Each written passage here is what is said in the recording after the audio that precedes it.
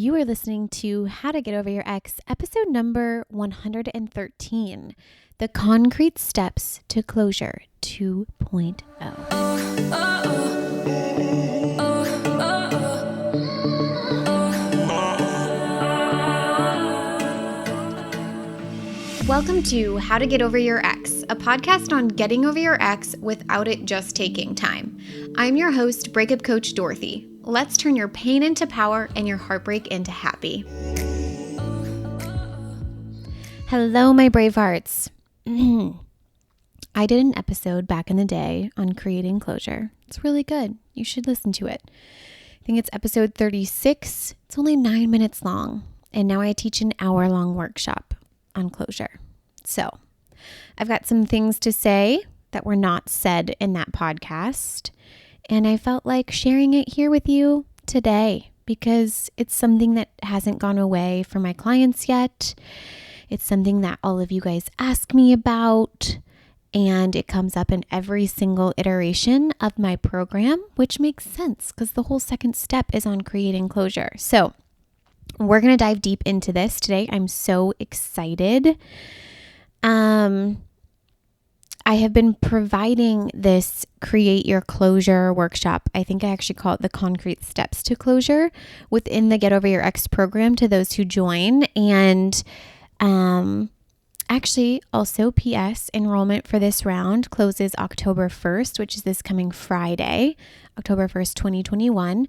So if you have not enrolled and you want to, I invite you to come join us so that you can be over your ex by the beginning of 2022. If there are spots still available. I'm recording this in the future, so I don't actually know what will be happening at that point. It's gotten to the point where I open it and then it's filled right away. But if there are spots left, you will see it on the website. And that's at dorothyabjohnson.com/getoveryourex. Okay. So let's dive into today's content. And I want to talk about a previous Braveheart of mine who was in the program. And she was doing this thing called using closure as a permission slip to move on. What she was really desiring was to be in a happy and healthy relationship. And she kept telling me like she needs to find closure. She needs to create closure with her ex because that way she'll be able to move on and move into a new relationship and have a new partnership. And what was so fascinating is from my viewpoint, she was already over her ex. And she kept thinking that she needed answers to a specific question that she had, and then that would allow her to move on. When in reality, those were questions that she didn't need answered by the person who the relationship it didn't work out with. She actually needed to answer that question for herself, and then she could easily move on into this new relationship. And so it was such an eye-opening experience for her, and I loved being able to have the entire group see that shift for her.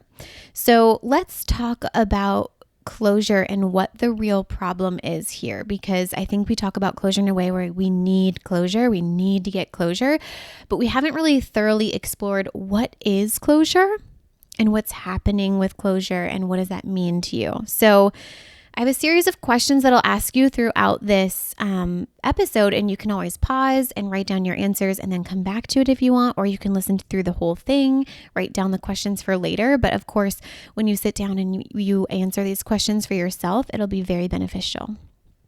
Okay. So the first thing I want to say is that we make closure mean something really scary. Have you noticed this? Right? It feels really scary. And so therefore we postpone closure and instead we spin in confusion about it. Because what we're making closure mean is it's really over or it's actually done forever. Those are really scary to your mind right now because you might not necessarily want it to be over forever or it being done forever. But is that what closure really means? Can you have closure and it not be done forever? Can you have closure and it not actually really be over? What does closure actually mean? So when I Google closure, I found a definition that said a comforting or satisfying ending or finality. And I'm like, halfway believe that. Like I can see the comforting or the satisfying, like something else other than ending or finality. I don't like the word ending and I don't like the word finality. Feels like set in stone, as if we could never go back, which is so not the case. I've created closure and then a next comes back, right? So what I think closure is a completion of a chapter. And when we think about a completion of a chapter in a book, notice that we don't get super mad that we don't have all the answers, right? We're reading a book, we're halfway through it, we're through chapter 10, and there's 20 chapters in the book. Are you throwing your hands in the air, super upset that you don't have the answers to the main character's dilemma?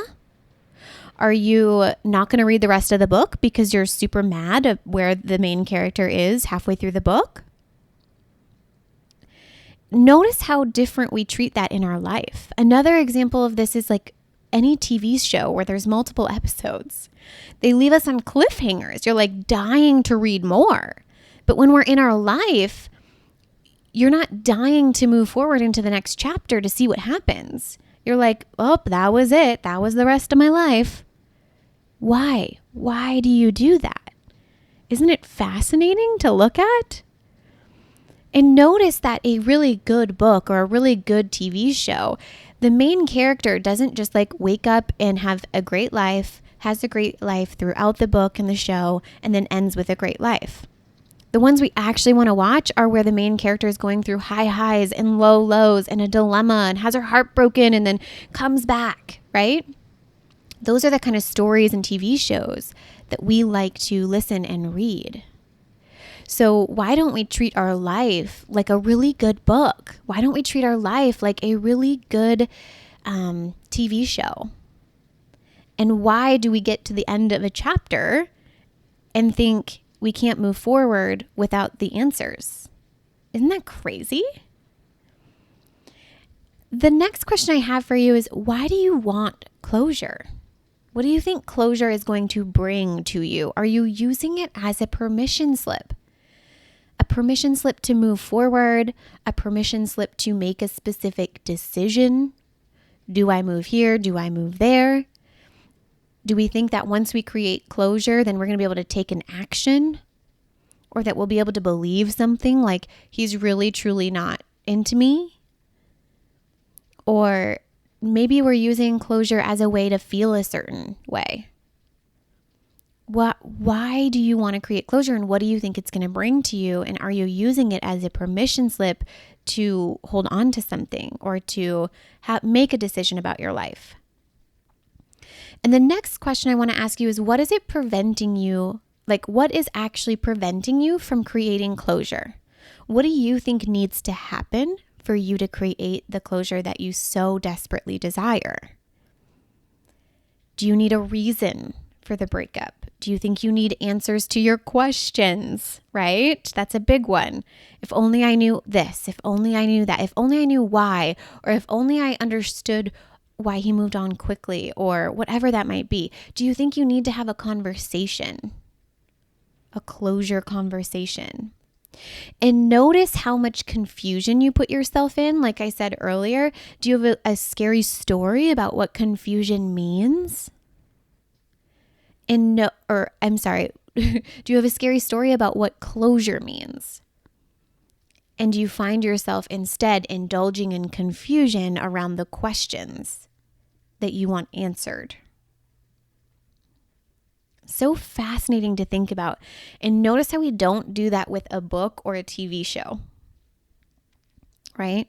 We don't get to the end of the TV show or not the end of the TV show, but the end of the season or an episode, right? And say, well, we might be riddled with questions, but it's not going to keep us from watching it as soon as it comes out. And notice that's your life. And you're not watching what's in front of you because you think you need closure from something that was in the last episode. So fascinating. All right. So, what I want you to know about closure. Listen in. Closure is a decision. You decide to create closure. You create closure through deciding to create closure. And I'm going to, of course, give you a specific step-by-step instruction here. It's called the closure formula. But first, it is so important that you ask yourself, do I feel resistant to creating closure, and why? Again, what are you making closure mean? That will be the resistance that you might be feeling. Maybe I'm resistant to creating closure because then it means it's really over. Does that have to be my truth? What could closure mean for me? That makes me feel calm, that provides me with relief, that will help me decide and commit and practice my closure for me, right? For some of my brave hearts, they made closure mean I'm wrapping up this chapter. This chapter is coming to a satisfying ending, and I don't know what's in the future chapters, and that's okay. They're making closure mean this is going to be the ending to this chapter of my life, or that chapter of the version of myself, whatever it might be for you. What can you make closure mean that is not scary for you? And that's the first step in the closure formula. So number 1 in the closure formula, what am I going to make closure mean for me? Once you identify that, and when I say formula, it's like normally I think of a math equation, right? So the first step is, what am I going to make closure mean for me?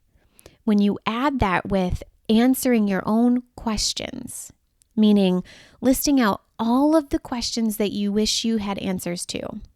Why did he leave so quickly? Why did he break up in the way that he did? Why did he move on quickly? And you give yourself answers that serve you to all of those questions. And I know that there's a lot of hesitancy out there about doing this. You think that only he knows the answers to those questions. But that is not true. And you may or may not ever get real answers from somebody else. They could easily lie to you. Or you get the real answers and you're still not satisfied because you don't agree with the answers. You don't understand the answers. You don't want to understand them. You just want him to change or change his mind. And a lot of you might be afraid of being delusional, right? I don't want to be delusional and just create things up in my head. But Braveheart, you already are. You already are delusional. You're either delusionally miserable or delusionally happy. You're already creating things in your head. What is truth? You're creating up stories about closure. You're creating up stories about yourself.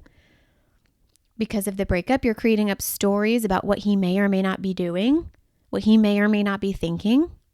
So if you're already creating stories, why don't we create stories that serve us? My best example of this is my own.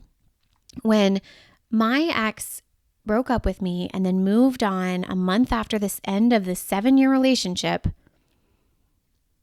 I remember telling myself he moved on because that's what helped him move on. He moved on quickly because he was hurting. Because I had a question and I didn't know this worked back then, but my question was like, how could you move on so quickly? How do you do that? I still wake up every morning thinking about you, going to bed every night thinking of you. How do you sleep in another bed with someone? That is like mind-boggling to me. And so I decided, like, why do humans do that? Maybe he was hurting. He was hurting so bad that the only comfort he could find was in somebody else. Did I agree with it? No, but it provided me with some solace. Provided me with a feeling of like, I can get it. I understand it. I don't agree with it. But it calmed me down. And it was a story that served me and helped me move forward. He missed me so much that the only comfort he could find was in somebody else. So write down all of your questions and give your best guess to the answers of those. If you are in his shoes, why might you do what he did? Right? Another great example of this is, why did my boyfriend break up with me over the phone when I was home a week before and I would be home a week after? And straight up answer to that, I'm really hard to break up with. It's not easy to break up with me. He knew how I would respond and how I would act, and I would try and convince him otherwise. And it would have been miserable. Do I agree with it? No, but I get why he did it. Okay? So you're going to figure out what are you going to make closure mean for you that's not scary. You add that to answering your own questions in a way that serves you and makes you feel comfortable or relieved or at peace. And then you rewrite your breakup story to provide a satisfying ending that serves you. Rewriting your breakup story is a whole thing that we spend an entire week on in the Get Over Your Ex program. It's an entire process that I walk them through. But the most simple way that I can tell you to do this is there's actually an episode called Rewriting Your Breakup Story where I kind of break down the minimal steps to be able to do that. And it's really looking at, what is my story now? How do I feel when I read that story or I tell that story to other people? What might my ex's perspective be of everything? What was he thinking? What was he feeling? What was he doing? And then I rewrite that story in a way where I keep all of the pain, but I rewrite it in a way that makes me feel uplifted and empowered and powerful at the end of the story. And when I say at the end of the story, at the end of this chapter, because you've got an entire half of the book left, or 3/4 of the book left. You've got so much left in this book. Okay? So the closure formula, what are you making it mean? What are you making closure mean for you so that it's not scary? You add that to answering your own questions, and then you add that to rewriting your breakup story, and that equals closure. The decision of closure. Okay? So when we make closure mean something scary, we don't decide to give it to ourselves.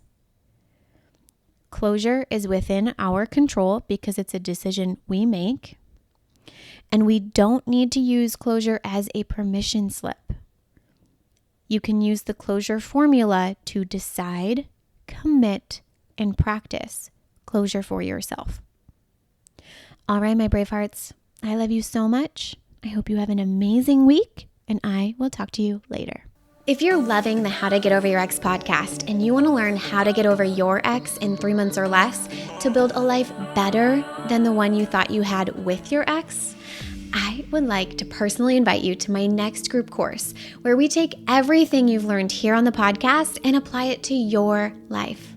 Come check it out at www.lifecoachdorothy.com.